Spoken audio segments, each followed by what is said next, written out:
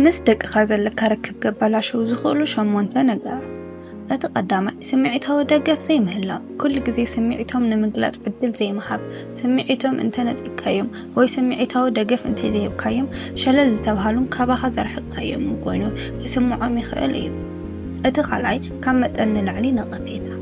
ብቐጻሊ ምስ ምትብባዕ ከይተመጣጠንን ጉድለታቶም ምምልካት ንርእሰ ምትእምማኖምን ብጎድኦምን ንፍቕርኻ ዘይብቁዕ ኮይኑ ክስምዖምን ይኽእል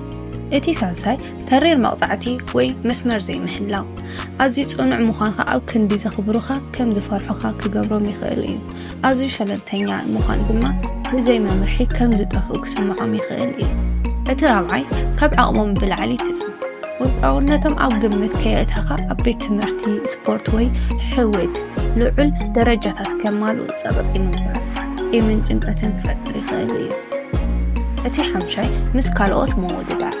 ኣሕዋት ይኹን ኣዕሩኽ ወይ ካልኦት ቆልዑ ቀጻሊ ምውድዳር ፈጺሞም ንፉዓት ከም ዘይኮኑ ኮይኑ ክስምዖም ይኽእል እቲ ሻድሻይ ይቕሬታ ዘይምሕታት ወይ ጌጋታት ዘይምእማን ንተግባራትካ ሓላፍነት ፈጺምካ እንተ ዘይትወስድ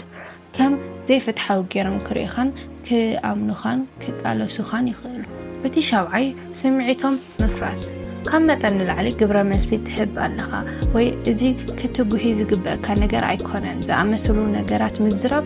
ዘይተሰምዑን ብጌጋ ዝተረድኡን ኮይኑ ክስምዖም ይኽእል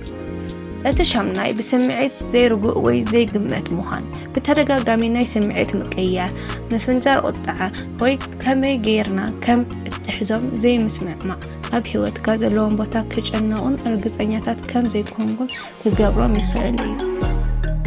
ልቦናዊ ንቕሓት ሰብስክራይብ ብምግባር ቤተሰብ ይኹኑ